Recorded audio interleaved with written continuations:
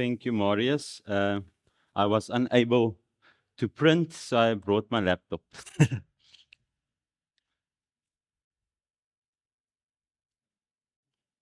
Like Marius said, I'm one of the elders here, and it's my privilege to share with you the Word of God. And let me just find my place here. So if you can look at the screen, I'll just give Mari a chance. I was thinking what I should call the sermon, and we are reading out of Isaiah. There's one slide just before this one, Mari. No, before. Okay, it's not there. Should be on a black screen. But it says, I am doing a new thing. Through whom can I do it? This is not what Scripture says. But we read in Isaiah that Jesus says, or God says, I am doing a new thing. But I want to ask the question, who is willing for God to do this thing through them? Because He's always busy and He always uses people.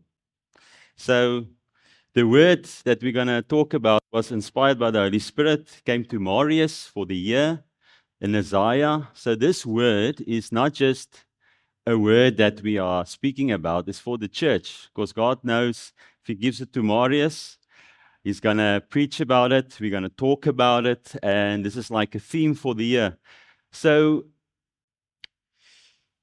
before we go on, I just want to say all of the scripture, starting from the Old Testament, going all the way through the New Testament, is from God.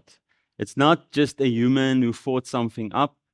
It's not just he felt inspired and then he wrote it down. We believe as Christians that from Genesis all the way to Revelations is the word that's without error and it's given by God. There's no new revelation of God that we need to know because it's not in the Bible.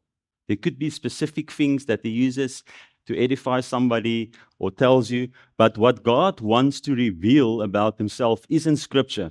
So anybody who picks up the Bible and reads from Genesis to Revelations will find the heart of God, will find the revelation of God, and will find the purposes for His life in here, because that is what God has given us. So now God has given Isaiah to Marius, and here we stand. But the word cannot mean anything else than what it was intended for the original author who wrote down the words, who was inspired by the Holy Spirit to give it to the original audience. And so we need to find the context. Marius did touch on it, and I just want to briefly cover it. What was the context when Isaiah wrote the words of God down? He's not writing it in a third person or second person. He's writing it down as a first person. This is what God says. So the context is from Isaiah 1 to 39. They find themselves, God is giving word to Isaiah, and it focuses on judgment, purification, addressing the immediate Assyrian crisis and Judah's rebellion, which means the Israelites' rebellion. So this is what's happening in Isaiah 1 through 39. But we're going to talk about Isaiah 43. That's the word that God gave to Marius. But the context here is I think they're in exile more or less 30 to 50 years. That means they're away from where they are supposed to be because of their doing, because of not the will of God, but God is a judge God. So He puts them in a place in exile for a reason. But in this place, God starts to comfort them. And you can put up the slide there. He says, forget the former things. Do not dwell on the past. Then you can go on. Now see, I'm doing a new thing, a scripture that we are well acquainted with. Now it springs up. Do you not perceive it? I am making a way in the wilderness and streams in the wasteland. So let's just look at what a wasteland looks like. So God says in this situation, He tells them, that's where they find themselves. If you look at the scripture, at this picture, Does it look like a place you want to dwell for some time? Do you want to go there on holiday? Who wants to be there? Maybe for some nice pictures. After an hour, you'll see, oh, it's hot. Bring me some water, and you'll go and look for shade. But that's a wasteland. There's nothing there. What can grow there? Nothing at all. And very often, some of us sitting here find ourselves in a wasteland. We have no hope. They were in exile 30 to 50 years plus minus. So they find themselves in a very bad state. And here God tells them, just go back. He tells them here, can't you see I'm doing a new thing? They are standing there. Can't you see I am doing a new thing? Does it look like anything new? Maybe the clouds might bring some rain. You don't know. We find ourselves in a place maybe that you don't know how you're going to get out of it. There's just no hope. And God is telling you, can't you see I'm doing a new thing? Because in your situation, God is busy with you. And God is planning something. So he says, we can read that verse 19 again. Verse 19, sorry, the previous slide. So see, I'm doing a new thing. Now it springs up. Do you not perceive it? I'm making a way. So in this wilderness, in this wasteland, he's making a way. The same words he used for the Israelites when they came out of Egypt. I'm making a way for you out of your situation. And streams in the wasteland. I found myself before, and maybe some of you can relate. You just think that if I can just reach the weekend, or maybe if December can come, then the weight is off my shoulders. Because then I don't have to deal with what I'm dealing with. And that's like a very bad place you find yourself in. Because God doesn't want you to feel like that, even though you're in the wasteland. But that's exactly the situation the Israelites find themselves in. So I don't know if you've heard that song of Hillsong. I think it's in the pressing, in the crushing, I am making new wine. So think about the situation. What is God busy doing in your situation? What does He want you to learn? Difficult times are destructive, but are God's way of breaking down old ways, the old Israelite ways, and molding you into something new and stronger, a new wine, a new creation. So Isaiah 43 verse 25, which you've read, even I am He who blots out, what we did with communion today, blots out your transgressions. For whose sake? For His sake. And remembers your sin no more. Doesn't matter what you've done in your life. Maybe you're stuck in the consequences of your past. Maybe it's just the Holy Spirit leading you like He led Jesus into the wilderness to form something. But God says, even I am He who blots out your transgressions. So which means, if we come to God with repentance, He forgives. And He blots it out that it doesn't exist anymore. Blots out is He doesn't remember it. He chooses, He can remember it, it's God, but He chooses not to bring it up. Not to say, Hendrik, you've done this again. Remember last week. And if I ask forgiveness, He says He blotted it out. So with this picture, God is doing obviously a new thing. And just find yourself in your situation and bear with me. River in the wasteland. Let's go on. So now, in this pressing that you are finding yourself in, He's creating something stronger, something beautiful, and it will start to flow because God wants you to be at the place He created you to be. He's not going to leave you. He's not going to forsake you. He's going to take you and mold you continuously to bear His image, to bear His name for the world to see. That was the plan He had for Israelites. Why did He choose the Israelites? So the world can see through them that there's a living God and there's only one God. So for God's name's sake, He said, I will blot out your transgressions and I'm going to start a new thing in your situation. We know that Moses, they found themselves 40 years in the desert. That's how long it took. They didn't mold themselves very well. So He made a new generation going into the promised land.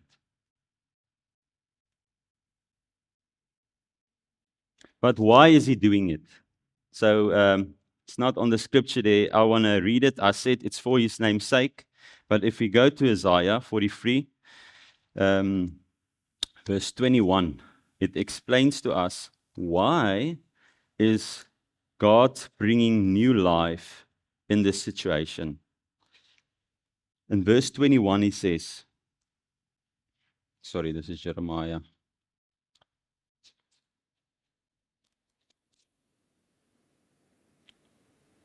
I'm reading out of the NIV. The people I formed for myself.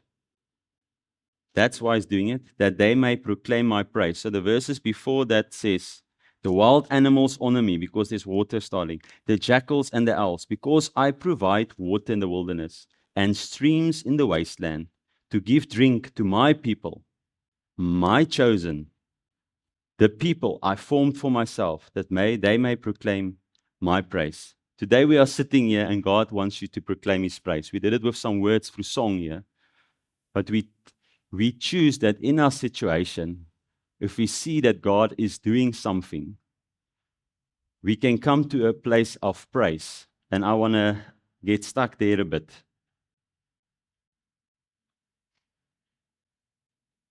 I think sometimes we look at our life through the wrong filters.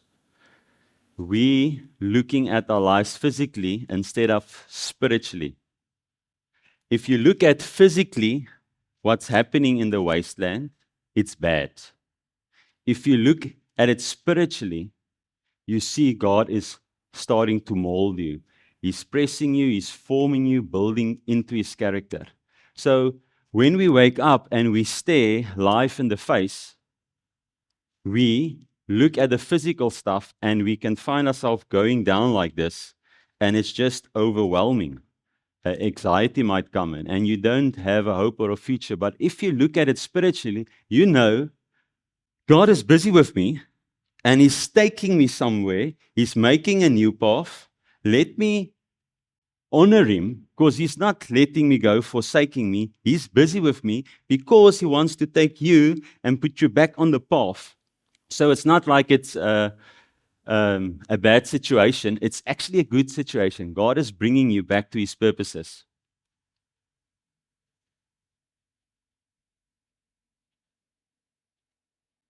We find this, that God took a person and He started something new in him.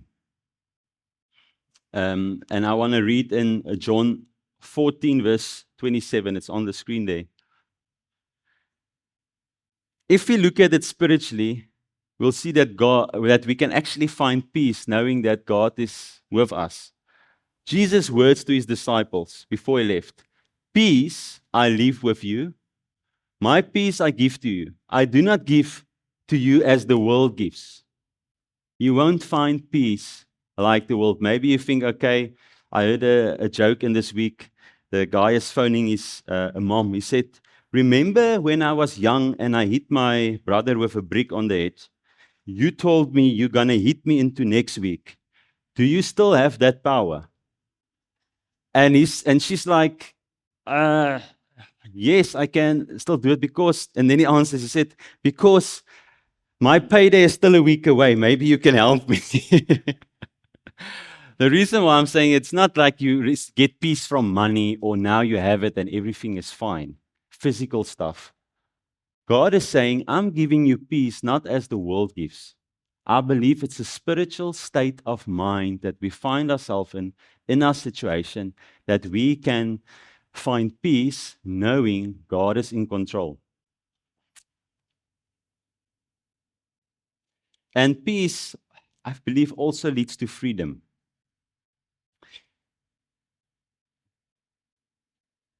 So here we find Paul, and I want to come to Paul. He found himself in a new season. He was so convinced he's honoring God. He slayed Christians because they were blaspheming against God, saying Jesus is the Son of God. And one day, Jesus shows up and he says, Paul, Paul, why are you persecuting me? And Paul was blind, and this whole mind shift in his mind changed, that he knew his whole past, he lived with the wrong conviction. And Jesus, the Son of God, God Himself, gives him a new conviction, and he starts something new. Some of you know the story of Paul. Did he have an easy life? I think he found himself in a desert, in a wasteland, if you look. But he had peace in this situation. And we see that Paul, let me just read some of his struggles. The struggles of Paul were immense, physical and emotional hardships, endured for his Christian mission, including beatings, stonings, shipwreck, imprisonment, hunger, thirst, and constant danger from enemies, alongside profound spiritual challenges like his thorn in the flesh, all while bearing the heavy burden of concern for the churches. He faced the trials from Jews, Gentiles, false believers, and authorities, often enduring sleepless nights, cold, and near-death experiences. Yet, he saw these sufferings as necessary for the gospel and a way to share in Christ's affliction. With all these challenges, Paul, while in prison, he writes the epistle of joy. With facing all the stuff, knowing God has called me to spread, God said, I'm going to send you out to proclaim the good news to the Gentiles. Gentiles refers to not the Jews, the people outside the border of the Jews that don't know the good news. He's going there. God is sending him on his mission, and he gets all the stuff. And while in prison, we read in Philippians 4, verse 4 to 7. Let's go there. Rejoice while in prison. I will say it again, rejoice. Let your gentleness be evident to all. The Lord is near. Next one. Do not be anxious. I think you skipped number 5. Let's check there. One back. Okay, do not be anxious about anything, but in every situation, by prayer and petition with thanksgiving, present your requests to God. I think it was a state of peace in his mind, not a physical state. The peace that God gives is spiritual. Finding yourself in this situation, knowing that God is doing a new thing, and I find peace in that.